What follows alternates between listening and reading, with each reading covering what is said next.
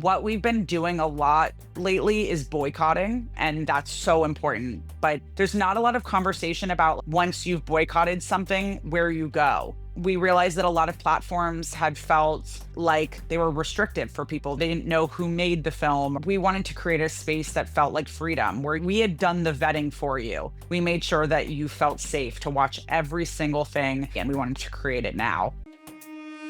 Good morning, good evening, good afternoon, whatever time zone you're living in, it's time for Sumud. All about humanity, so this right here for everyone. Uplift, amplify, empower everyone. Good morning, good evening, good afternoon, whatever time zone you're living in, it's time for Sumud.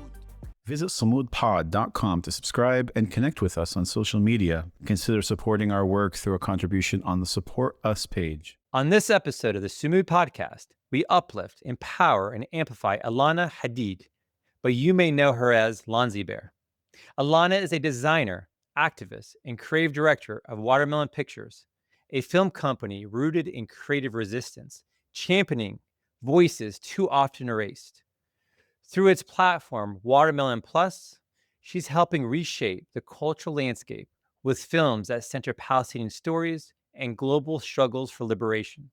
She also hosts The Seeds, a podcast where artists and agitators trace the personal moments that shape collective resistance. Alana isn't just calling for boycotts. She's building platforms by us, for us, where liberation becomes practice, not promise. Welcome, Alana. Hi. It's such an honor. Thank you so much. It's an honor to be on the podcast. So I wanted to ask you, not to get too heavy too fast, but you have your own podcast now. You're modeling. You have the Watermelon, which I hope you talk about a little bit later, going on.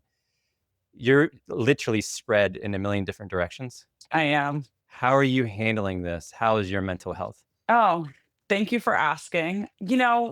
I don't think it's great, but I think that's normal. I feel if you're sailing along and you feel really totally normal in the world right now, you're probably not paying enough attention. So, of course, my mental health is suffering, but the reality is that, in the world we're in today, that's going to happen. So I appreciate you asking. Not a lot of people ask anymore. I'm safe. I am working and I'm not under bombs, and that's more than a lot of people can say.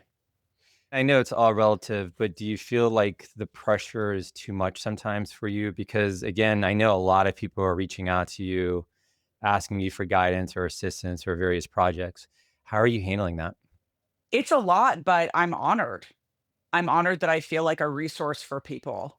I'm honored that I have educated people and that people are telling me that, what I'm doing is helping them in their process. So truly, it feels like an honor. Of course, it's a lot, but the fact that I get to do a podcast, the fact that I get to be creative director of Watermelon, the fact that I get to do my own advocacy work that not a lot of people have the time or bandwidth for, and I do. So I'm really proud. Do you have the support system though to kind of help you through? Yeah, I mean, my family is a huge support. My fiance is a huge support. I look as well to the people of Palestine as a support for me, and I am support for them. So I feel like it's, a symbiotic relationship that we're giving to each other. I find a lot of support in that.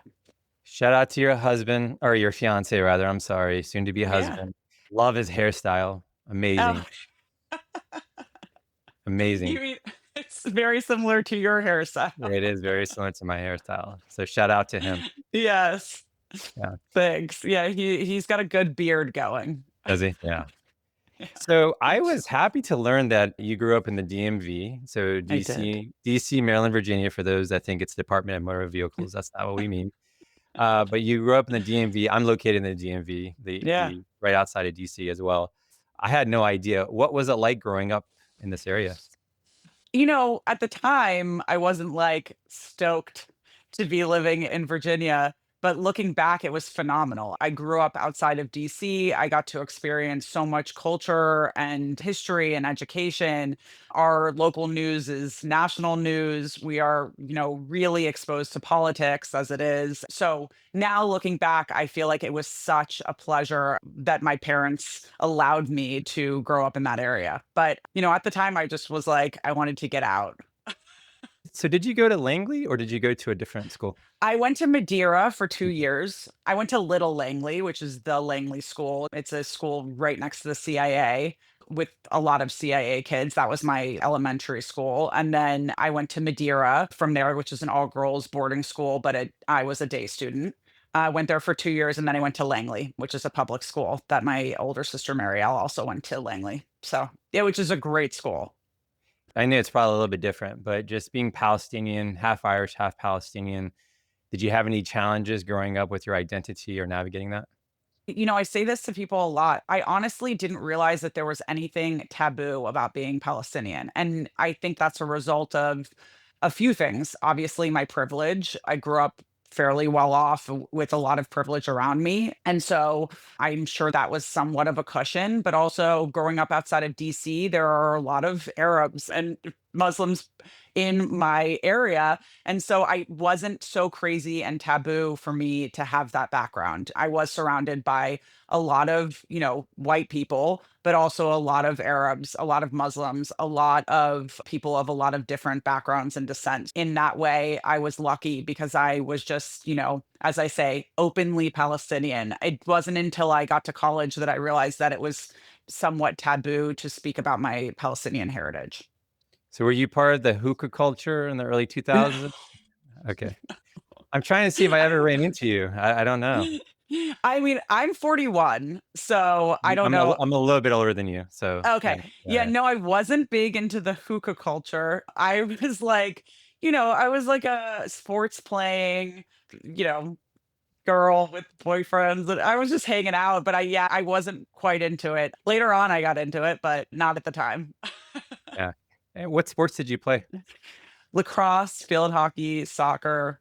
I played a lot of sports, didn't require you to be tall, and I'm quite tall. I enjoyed sports a lot. So Yeah. that's where that competitive nature kind of comes from.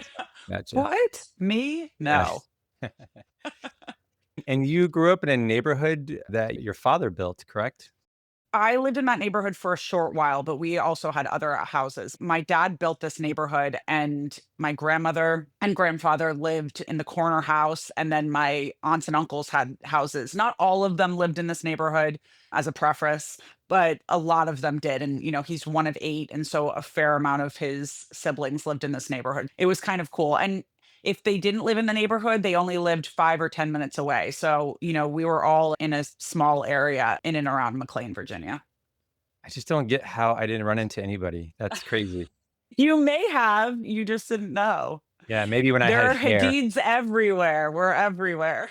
There is a Hadid carpet. Is that you all as well? No, that's Okay. Joe Hadid. We used to make a joke about that. There's like a jingle, for all your carpet cleaning needs, just one call to Joe Hadid. And we had a joke about it that like my dad's secret nickname was Joe and he owned a carpet. But no, that was someone else. And I don't think I ever met that family either, Yeah. but we thought it was cute. Well, I bet they're happy that they got a free sponsorship. Yeah. 100%. I hope that it's doing well for their carpet cleaning needs. Yeah. So talk about your grandmother. One thing as I was learning about you, the impact and the importance of your grandmother. I know she passed away a few years ago. A What would while she back, yeah. Yeah, what would she say to you about you today, or what would she think about you today? I think it's probably a better way of framing it because she would have to be like, "Yeah, that's my granddaughter." Yeah, I think she would be proud. I believe she would be proud of me. She was quite vocal and very brave. So I would imagine that she would be really proud of the person I've become and the advocacy I'm doing and how unapologetic I am about saying free Palestine and talking about a free Palestine and talking about the occupation and the genocide. Like a lot of other Arab grandmothers, she would just pat me on the back and give me a look and then tell me to keep going. I keep that with me, that responsibility to do better and more in her honor. And in my Jiddo's honor as well. My grandfather was also a quite amazing person who died while I was quite young, but we had a significant bond as well. And so I do it for them. I do it for my aunts and uncles. And I think that they would all be proud. Yeah. We're proud of you too, just for what it's Oh, worth. thank you.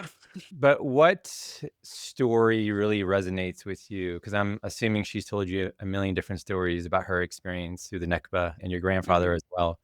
What story do you remember that really sticks with you today? She didn't tell a lot of her Nakba stories to the grandkids. I heard about them kind of third party through my aunts and uncles and later on in life. She tended not to focus on the tragedy of her life and more on, the beauty. And so she talked about Palestine a lot, but she didn't talk about it as much in the sense of, you know, the sadness. It was more about the loving and longing for Palestine. But I do know the story of how she left and that she had just given birth to my father. Timelines are very confusing. Obviously, my father was quite young, and so were his siblings. He was anywhere between like a week and a month old at the time. He says 9 days, and that's the most accurate I've heard. She had just given birth and she had to walk with her two children. She had another one of my aunts with her, not knowing where she was going. She was, just heading to Syria, not knowing if she was going to be able to go back, not knowing what was going to happen to her family, being separated from her husband and her other two children. So, you know, that's a harrowing story. And it's one that so many Palestinians have told, and one that's happening to Palestinians now and has been happening to Palestinians for a very long time. So basically, just to summarize it, because I know you've told the story a million times, but you all, your family, opened the doors for this family from Poland. Is that correct? Two families from Poland they took into their home. Yeah. Open hearts, we're here for you, right? Typical Palestinian family, just to be honest, right? Yes. And basically, they turned their back on you and they orchestrated a plan to get you all removed. Yeah.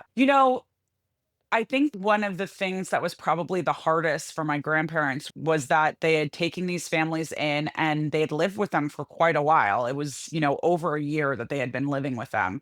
They did everything together. They did their laundry together, they cooked together, they raised their kids together. So for my grandfather to come home and see this family living in his house and having put some of his things on the street, I think that was quite hard for him. Oh, my dog just barked. Your dog is welcome. We're Sorry. dog friendly here. You're all good. Is that Filippo? Filippo? Filippo, yeah, Filippo, there you go. Filippo. Gotcha. Yeah, good job. Look at you with your research. I Yes, try. Filippo. Yeah. Filippo's welcome to join anytime. Thanks, he might. Uh, so you visited Palestine. What year was that? 2018, I think. 2018 and 2019. Yeah, quite a few times over the course of the 2 years. Were you able to see if your grandparents' home was still there or anything like that? Yeah, so the house that my father was born in is in Nazareth, and I was able to see that house. I was able to go into the house and see the room that my father was born in. So that was an honor and a pleasure. Not lost on me that most Palestinians are not ever able to see those homes again. It took about a year for me to get my father to come out, and we went to Safed where he would have lived, where our family would have lived and had lived. There's, an entire Hadid quarter of the city of Safed. It's now called Sfat, which is a horrific colonizer name, and it's mainly Orthodox. But in the city of Safed, there were, beautiful churches and mosques and synagogues built together in Palestine. And I was able to, with a historian, go through the Hadid quarter and find the area where my grandparents' house was. It's a hotel now. It's part of a hotel.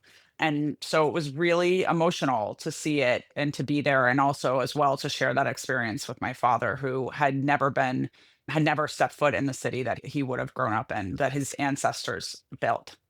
Wow. What was that feeling like? It was heartbreaking.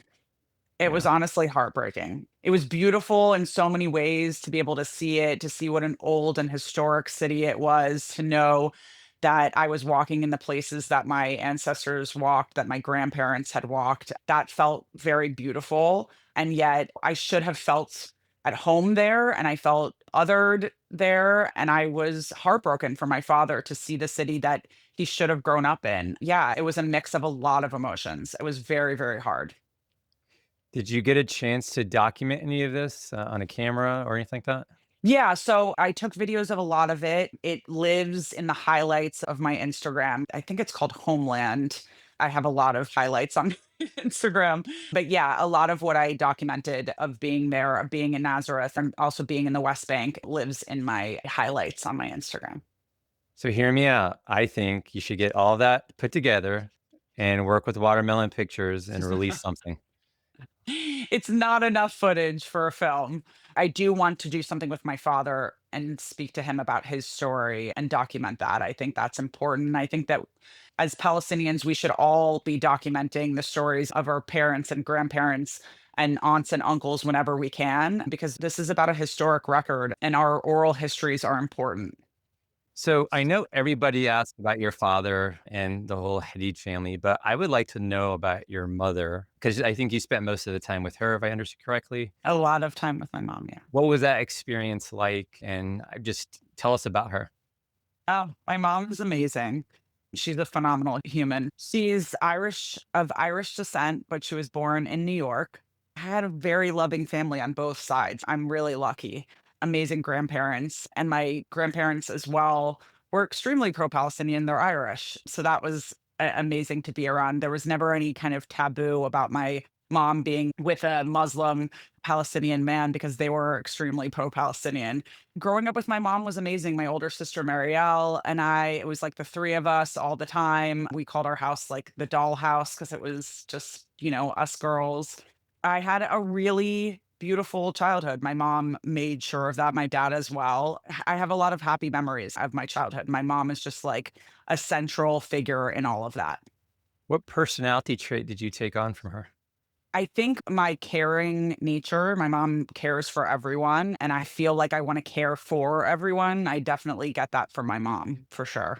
She Yeah, gave you the nickname Lansy Bear? she did. She used to call me Lonzy Bear when I was a baby. And so, yeah, when I started my Instagram, I just thought, oh, like I'll just put a nickname. I never thought that people would start calling me that. And now a majority of people know me as Lonzy Bear. And I think that's really funny. I think it's really cute. My mom thinks it's hilarious. It was really hard to prepare for this interview because I kept on calling you Lansy Bear, no joke. So I wouldn't say Alana, I would say Lana, but then I got better. Yeah. A lot of people do the same thing. It's very normal. No offense taken. I don't mind being called Lonzy Bear at this point. It's very second nature to me. So if you slip and call me Lonzy, that's totally fine. All right. I appreciate that. Thank you. So one thing I always wondered, your father was Muslim. I'm assuming your mother was Christian. She was raised Christian, yeah, Right? Catholic. Catholic. What were you raised? Did they leave it sort of open for you to pick? I was raised with both as far as like culturally both. I don't think either of my parents were extremely religious. And I was able to kind of like find my way. I personally am agnostic. I respect religions a lot. I have a lot of reverence for people who have faith, but I personally just don't adhere to any organized religion. Yeah. Yeah. A lot of people ask, so it's a good question. Yeah. No, it's funny. I reviewed a lot of your interviews. That's the one question I really didn't get an answer to. So maybe. Yeah, social media, a lot of people ask me, I don't tend to talk about it very often, but I answer the question. Yeah, I mean, I think religion is extremely important and it's beautiful. And I see so much love and amazing qualities to it. I just don't adhere to any specific religion. I'm going to give you some pushback on this. Go ahead. Your religion is Palestine. How about that? I agree. I Yeah. think my religion is liberation. And your mother right now, I'm assuming she's seeing everything that you're doing and you're putting yourself out there. I think your number got leaked at one point too, if I read correctly. It did right after October 7th. I was doxxed. My phone number and the phone numbers of many of my family members were doxxed, but we don't have the same phone numbers anymore. So Yeah. joke's on you. Is she telling you, hey, be careful out there, watch yourself? Yeah, of course. She is always worried for me and, wants me to be safe as any mother would. But my mom was in Nablus on October 7th. She was working at a school there and she didn't want to leave. She wanted to stay there and stay with the students and stay with the teachers and stay in Nablus. So she was there for quite a while after October 7th. And, my mom is extremely strong and she has also instilled that strength in me. It doesn't just come from my dad. This passion that I have for Palestine doesn't just come from my father as well. I think she wants me to be safe like any mom would, but she also knows that the fight for liberation isn't always a safe fight. Just throwing this out there, since you have her contact information, she's welcome to come on the podcast anytime she wants. I don't think she's been on one yet, right? She hasn't, and she would probably be too freaked out to do it. That's not really her thing, but I can ask. Or she could probably do your podcast. How about that? See, That's true. the other thing was so fascinating about you because people see you as this influencer, as a model, as this person that does a lot of different work. You're constantly doing something new. But you got some game education-wise. Oh, You know, thanks. you got your bachelor's in political science, University of Arizona, and your master's in international relations at Bonn University. Did you want to become an attorney or anything like that? I thought I wanted to become a diplomat. I mean, originally I was pre-law when I got into school in Arizona. I fairly quickly decided that I didn't want to become a lawyer. I hadn't really done many classes, but I had started my political science classes and I decided that maybe I wanted to go into diplomacy. International relations was always something that I was interested in. Again, going back to growing up outside of DC, I felt like that was kind of in my blood. We were always talking about politics. I remember sitting around with my friends in high school, and whereas most people were talking about like pop culture, we were talking about Mao. I definitely knew that I wanted to have something to do with it. I didn't know that it was going to take this turn, but I had a feeling that the kind of natural journey was going to take me into a position where I was going to have something to do with politics. And my brain just digests geopolitics in a way that I think a lot of people don't, especially in America. So what kind of student were you? I was a pretty good student, but I was definitely a procrastinator. I like to leave things to the last minute. I was a diligent studier, like student as far as studying. I took really in-depth notes, and that probably came from going to my all-girls school, which was, a really rigorous program. So I took really, really, really in-depth notes. And to study, I would recopy all of my notes, which is like a totally insane way to study, but it definitely, I think, was good. I got pretty good grades, but I also had fun. I went to University of Arizona, which is kind of a party school, and I enjoyed myself. Nice, nice. Yeah. Did you create a lot of good bonds with people at Arizona? Oh, yeah. I mean, Arizona was an awesome school. I made really good friends there, but it was also like kind of a culture shock and it was intentional. I went to school in Arizona because it was a place I didn't think I was ever going to have an opportunity to live in the future. It wasn't somewhere that I, would have probably lived. And so I chose Arizona on purpose to experience a different part of America. I lived in California. I had lived outside of DC. And so, the Southwest wasn't somewhere that I would have naturally gone. And so I was looking for that.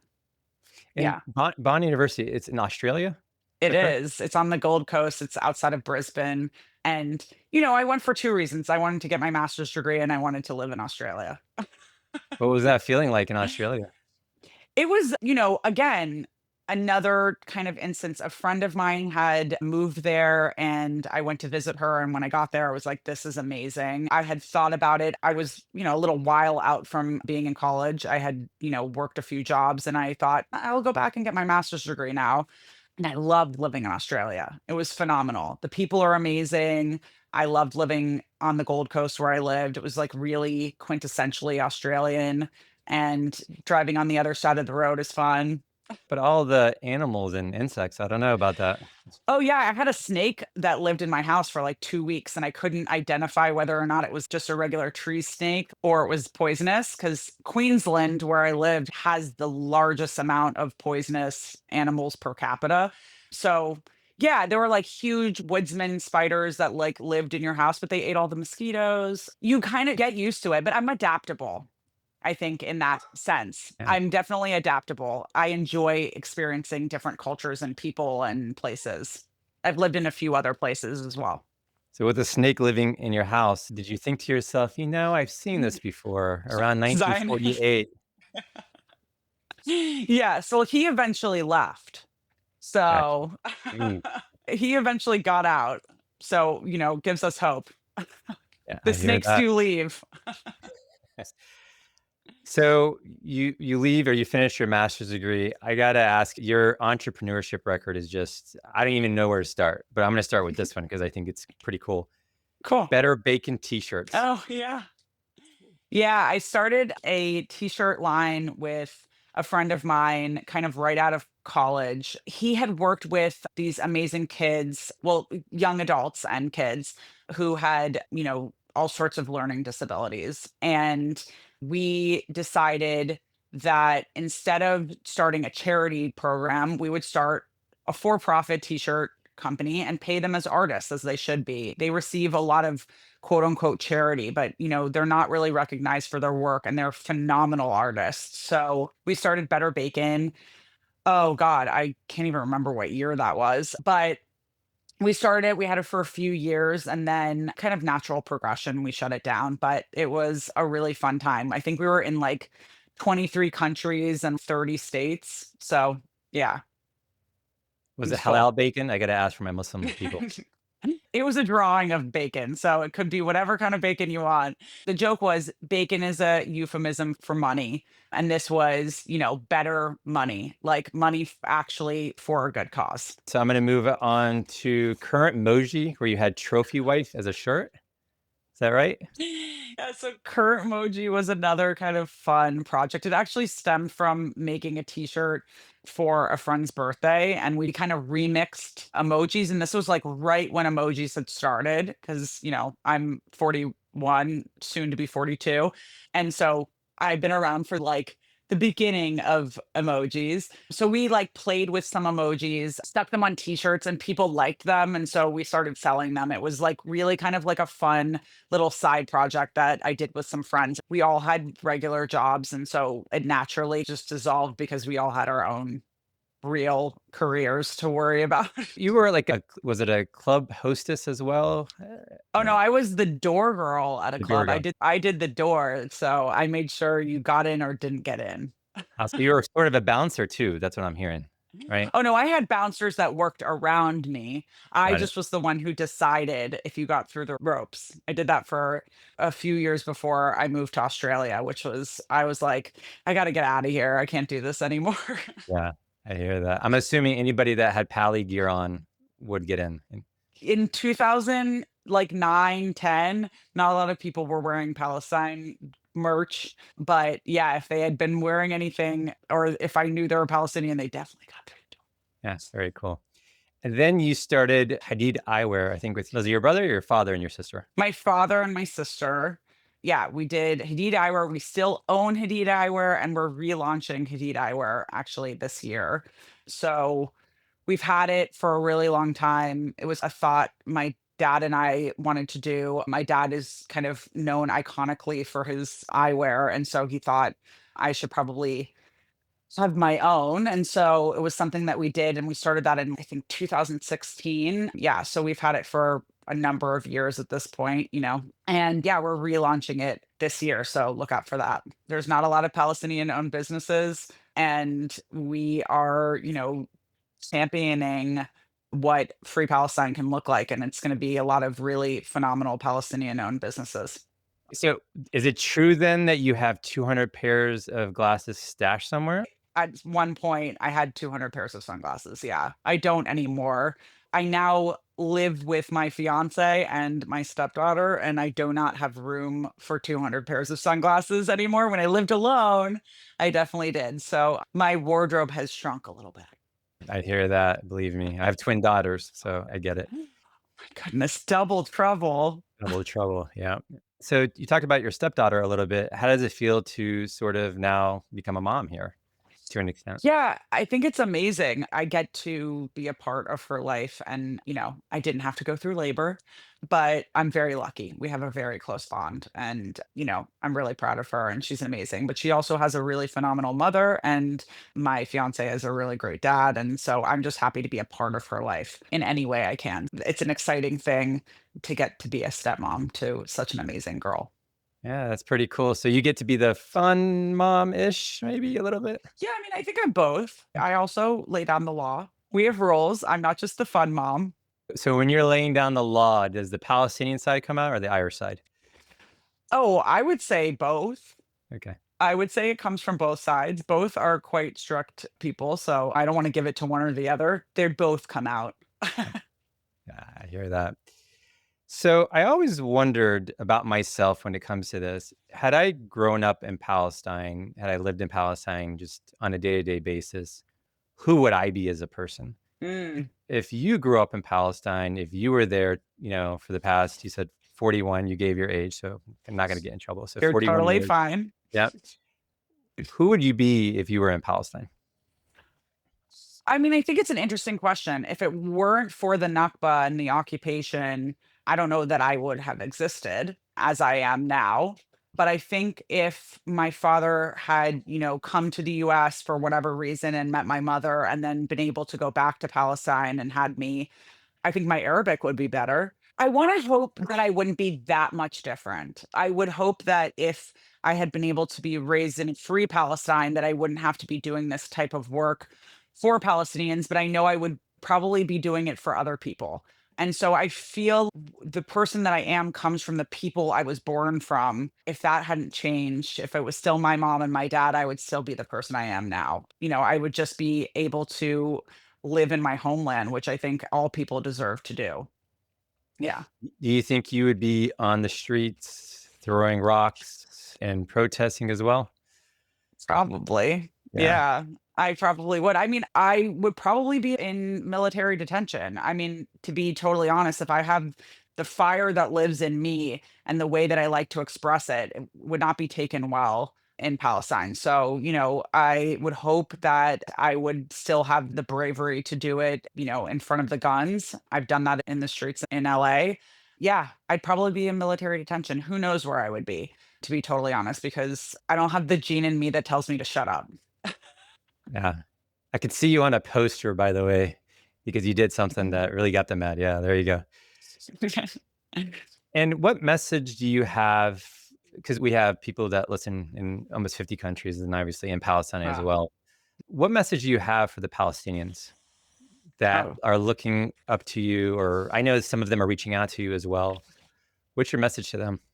I mean, I'm never going to stop. I can't speak for everyone in the world, but I'm never going to stop. And I'm always going to advocate for more people to speak out about what's happening to Palestine. I'm never going to stop talking about the occupation until there's no more occupation. I'm never going to stop talking about the apartheid until there's no more apartheid. I will never stop talking about Palestine. There's nothing that can shut me up or stop me. And I feel like there are so many more people who feel that way now. But speaking for myself, I'm not going to stop until there's a free Palestine. And I hope at this point that most Palestinians know that about me. But, I'm here for them to make sure that they feel and see freedom someday really soon. You realize you're a role model to many, correct? I started to realize that, yeah. How do you reconcile that? Because that's a lot of responsibility. Again, I feel honored to be seen as a role model. And I do feel like there's pressure, but I feel like, I hope that more people are looking up to people who are doing this type of advocacy. I feel like, a lot of the time, the people who are doing this are not recognized until later on in life, until after they've done that work. And so, I feel really honored that Palestinians are seeing me that way and that so many other people who are in the space of organizing, I'm hoping that I'm doing them proud. Yeah, you definitely are. You definitely are. If you could go back just to your childhood and reflect on the experiences that you had, what is the one thing that you would change if you could? I hate to say this because I'm sure that there are things that, having changed them would have made maybe my life happier or more stable or any one of those things. My parents not getting divorced or, my dad living closer to me while I was a child. But I think if I changed anything, I wouldn't be who I am exactly right now. And I happen to really like the person I am right now. I don't just like her, actually. I really love her and I'm proud of her. I feel like I am the person that my younger me needed. So I don't know that I would change anything because I'm not sure that I would be this person now. Yeah. That was a really good answer. So let me flip it a little bit. If you could go back to your 14 or 15-year-old self, what would you say to yourself? 14 or 15-year-old self. I'd probably say back yourself. I'm not sure that I had the self-esteem that I have now. I think I became a lot more self-assured at like probably 17 or 18 years old, but 14 or 15, I was kind of a doormat. I was willing to do a lot for friends and I was willing to take a lot. And I definitely didn't think I was as great as I probably was. So I would probably tell myself, like, you know, you're going to be awesome and you just trust yourself. You're going to make the right decisions. That's such an important message. When did it click for you that, hey, I'm a good person and I'm a great person and I should love myself? When did that pivot happen? It's been a process. I think a lot of people make it seem like self-love or self-assurance came on like a certain day, like, oh, I did this practice and this is what resulted. All of a sudden, I loved myself. And, I think it came in waves, it went away, it came back. And I think that it's a continual process. I think just like people say that when you're with a partner or, a husband or wife or, whoever, that love is a choice. It's the same thing for yourself. My self-esteem has been a choice and I've been truly working on it for a very long time, probably since I was, 16 or 17 years old. It's been a while. And it's an everyday thing. I'm constantly having to remind myself that I'm good enough to do all the things I'm doing, that I deserve this kind of work or to be a role model. There wasn't a specific day, and I think anyone who tells you that there was is lying. Yeah. Yeah, it's a journey, right? It is. Yeah. How often do you have to remind yourself out of curiosity? I mean, probably a lot more now, truly, because I get so much hate and I try not to pay attention to it. But, let's be real. Our brains are hardwired to remember the bad stuff and not the good stuff. And so I do have to remind myself of the good stuff. I do have to, talk to my people, my support system to remind me that what I'm doing is important, that I deserve all the good things that are in my life. Social media is hard. It's a pretty toxic environment, but it's also a really important place as far as disseminating information. And so I'm living on the border of all of that. I bring this up really because there are a lot of people who are advocating for Palestinians themselves advocating for Palestinians and on the front lines fighting, but they're not seeking help because in their mind, what they're saying is, well, look what's happening in Gaza. They're not getting the help that they need, Yeah. the therapy support or whatever it may be. Yet they're not understanding that it's actually impacting the mission, if you will, that they're not taking care of themselves. I go to therapy. I love my therapist. And I have a phenomenal anti-Zionist Jewish therapist. And I love my therapist. And I think it's so necessary. I mean, listen, when I say that my mental health is suffering and that, it would be crazy if it wasn't, that's not to say that I don't take care of it.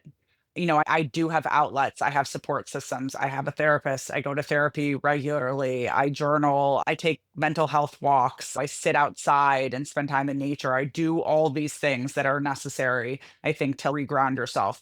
But I also think that my mental health today and the understanding that I have for what's happening in the world, I think is, obviously quite traumatic. And it is traumatic in such a way that I do believe that psychological warfare and the third wave of genocide is affecting psychologically the diaspora, especially Palestinians and especially Palestinians who experienced the Nakba, having to see this kind of reliving of what they experienced before. So, yeah, I mean, you need a support system and find a therapist. There are amazing therapists out there. Have you had that breakdown moment Oh, where I have that breakdown moment like once a week. I hear that? I hear that. I present a strong front, but I'm constantly trying to remind people that I'm sad. I cry. I'm fearful.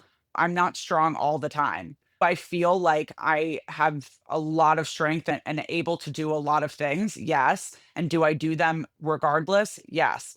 But I have breakdown moments constantly, and I am not like, perfect all the time. I'm not on my game every day. So, if you feel that way, you're not alone.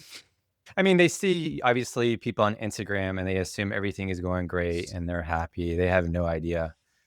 And your Instagram is also a place where a lot of people are, constantly posting the prettiest photo of themselves. They're using a filter. I'm guilty of that. I'll wake up in the middle of the night and want to record something and I'm not wearing makeup and I'll go to Paris.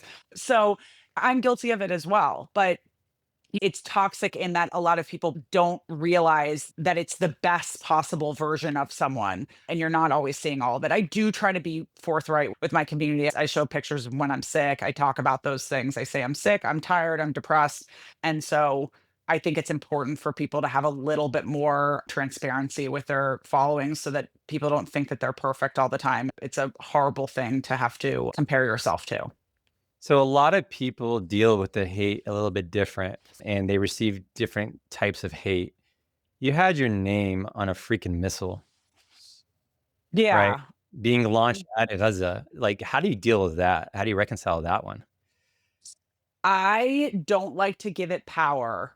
I think the intention of that was to get a rise out of my family. And the intention of that was they're using actual munitions to like clout chase, which is so wild. It's like, don't you have better things to do? You're literally committing a genocide. And it was American lawmakers who were doing this. And, it's sick. It's a show, and that show costs people their lives. But that is truly what geopolitics is. It's political theater with the expense being human life.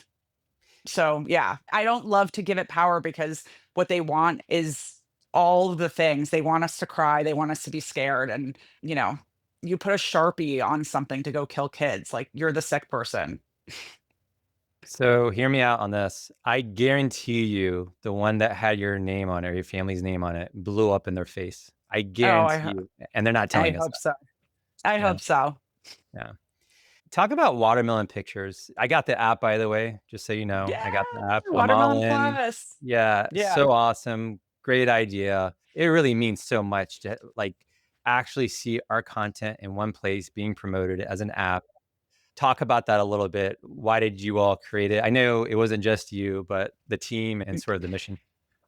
Yeah, I think it goes along with everything that we've wanted to do. It has been like kind of on our dream board since day one. We always wanted to launch an app. It was in our 5-year plan. We honestly didn't think we'd be at the point that we are now with as much support and the amount of people who've rallied behind Watermelon Pictures.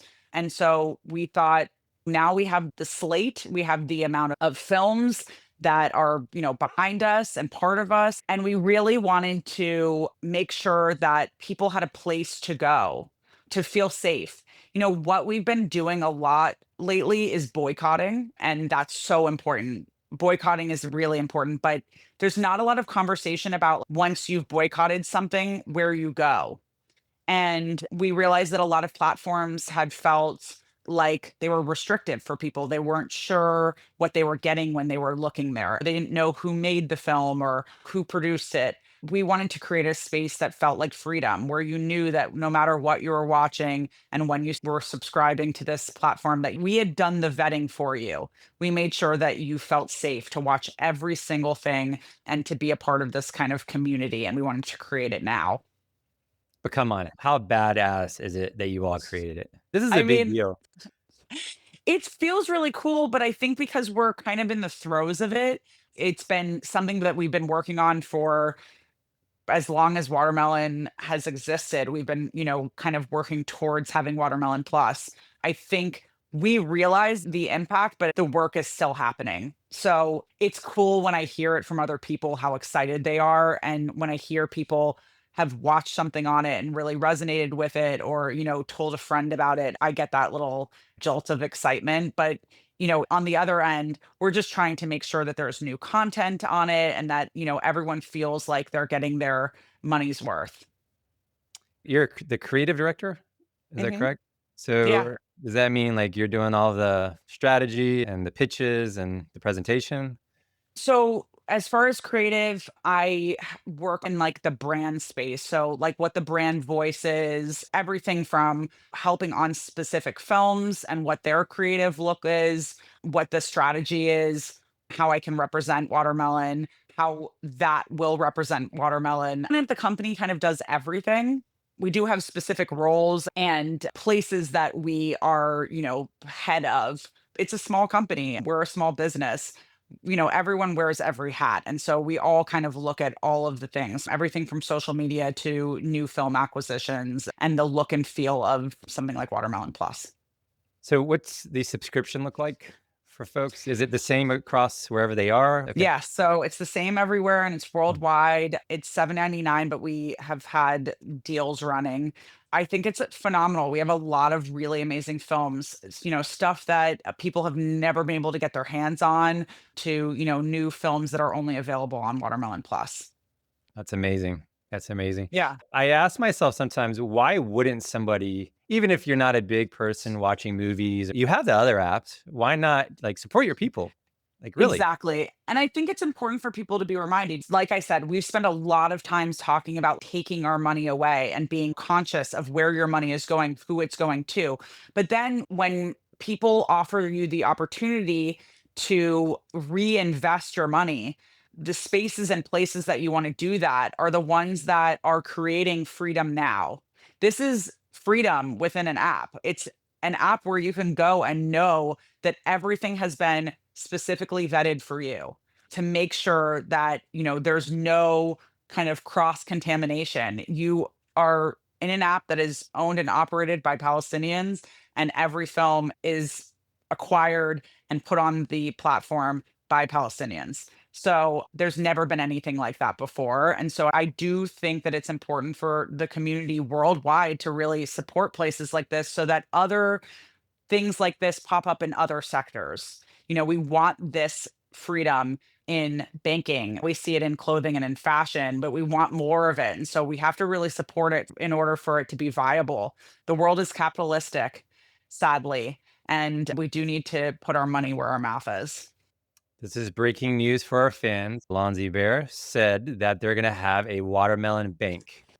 Oh, You heard it here I'm first. not starting it, but someone really should. I really want to see a space or, like a hedge fund, a brokerage where you feel confident and safe to be putting your money there. And so I'm hoping that in other industries and other spaces that people create what we're trying to create with entertainment at Watermelon. Yeah, I hear that. So the other day, I think it was maybe last week or 2 weeks ago, I posted, everybody's going on like Pierce Morgan and on all these other platforms.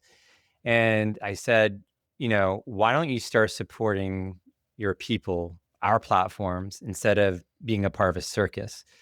So I thought it was very important to like really reach out to people and say, hey, you need to start supporting pro-Palestinian content, pro-Palestinian speakers, so on and so forth. So that's really my segue into the Seeds podcast, because I think what you're doing is so brilliant and so amazing. I love the fact that it's in person. I'm going to have to get there at some point. What was the inspiration? Is it a separate thing from Watermelon Pictures, or is it part of it? Or It's my podcast, but produced by Watermelon Pictures and Dustlight Media. It's a Watermelon Pictures presents The Seeds. It was kind of the brainchild of myself and Hamza and Badia and Munir as part of Watermelon. I had always wanted to have a podcast. We wanted to get into that space with Watermelon. I wanted to do a podcast that was a fun podcast that just happened to be hosted by a Palestinian. I felt like, of course we touch on Palestine. Of course, every person that comes on the podcast has supported Palestine. And so I just thought it was a opportunity for people to get to know the people that they see on social media all the time, to be able to speak about more than just their advocacy, their lives, and for people to go a little deeper into who those people are. Because I think that there's some times where people support people just because they say one thing that they like and they don't really know everything about them. We can't be single issue supporters. yeah. We need to know who those people are in total. And so I wanted to give people that opportunity to laugh and cry and go a little deeper with the people that they've been following on Instagram. It is a little stressful though, isn't it? A little bit. Yeah, of course it is, but I Yeah. really love talking to Yeah. people, and so in that regard, I never felt that nervous because I think I can carry a conversation with anyone. Absolutely. You're proving that here, right? You're proving that here. Thanks. I mean, you're asking the questions, I'm just answering them. So, if you were to say the mission of the podcast overall, the big message that you want people to kind of walk away with, what would it be? That all of these people, and myself included, are whole humans, that we aren't just the quotes, we aren't just the speeches or the reels or, the reposts. We have backgrounds and lives, and we have things that we want to laugh about, and we have joy and we have pain. And so I do want people to see my guests as whole humans, just like I want people to see Palestinians, including myself, as whole humans, not just our oppression, but, the fact that we can joke about things like chickens. That works. That Yeah. works. All right. We're going to play a quick game, okay? We're going to Okay. reverse this. You're now the host. Okay. What question have I not asked you that would have made you like, that's a good one?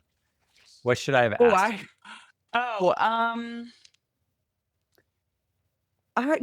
That's a hard question. So good one. That question might be the question.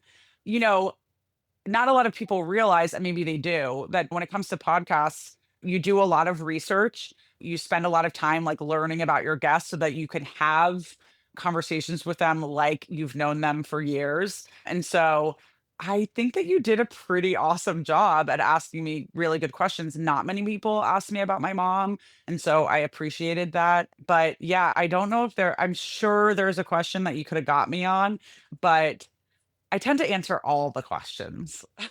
It's always feels good as the host to have someone say, "Oh, you know that?" Most people don't know what my fiance looks like, although I posted him a little bit more lately. So the fact that you knew he was bald was doing your research. Yeah. Well, bald people can find bald people pretty quick. So it's like a signal. Just a couple more questions. What's the one thing people don't know about you that you wish they did? I think at this point, I feel like people know a lot about me because I tend to be quite forthright about who I am. But I think what people don't know about me is that I'm kind of a homebody.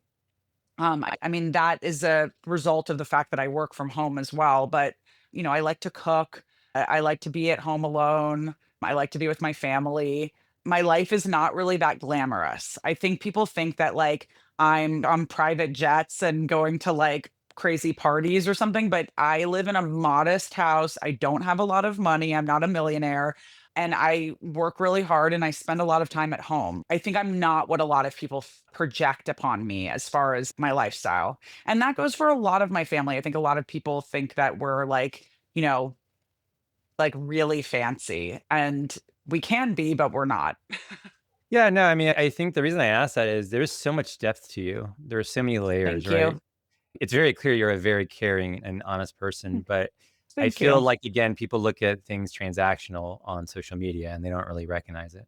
But you brought up something very interesting. You like to cook. I have to ask I you, do. any Palestinian dishes? Oh, I love making warana. My sisters and I love doing that. That's like our favorite activity together. I would have to say that reasonably, I'm not as good as at making Palestinian food as Marielle, my older sister. And actually, my father is a phenomenal cook. So is my mom. I like to cook, but as far as making Palestinian dishes, I tend to allow my sister to do it because she always does it a little bit better than I do. Gotcha. Not that my food isn't good, it's good, but she always puts that like extra touch that makes it feel like it's my teta's food. And probably because she got to spend a little bit more time with her than I did. But yeah, I leave the really complicated Palestinian food to my sister. How was your grape leaf rolling game? Oh, it's amazing.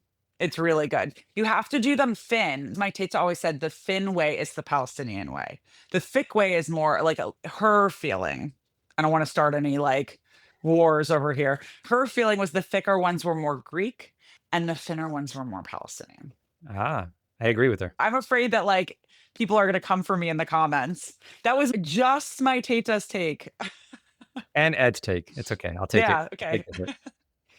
Any final message to the listeners? How do we support you? We know how to follow you, but what else can we do to have your back? Subscribe to Watermelon Plus. You can find the seeds there one day early because it comes out everywhere on Fridays and it's on Watermelon Plus a day early. So if you subscribe, you get an extra bonus and you can follow me wherever you are. I'm not on every platform, but Instagram is mostly where I am. And get out in the streets. We have to keep continuing to remind our representatives, no matter where we are in the world, that we support a free Palestine and liberation for all. And we need to do that with our voices and with our bodies because Palestinians don't have a choice but put their bodies on the line. So we have to do that as well and keep advocating for liberation and a free Palestine wherever you go. I appreciate that. And I have a request. The next time you're out in DC, if you don't mind, Yeah. let's do this in person at Busboys and Poets. We'll do it on stage. Oh, that would be awesome. I would love to do that. Yeah. It's a really great request and granted. Next I time I'm in appreciate that. DC, for sure. Thank you so much. It's been an honor. Thank you. Thanks, Ed. I appreciate it. Listen, stay tuned, cause it's time for Sumud.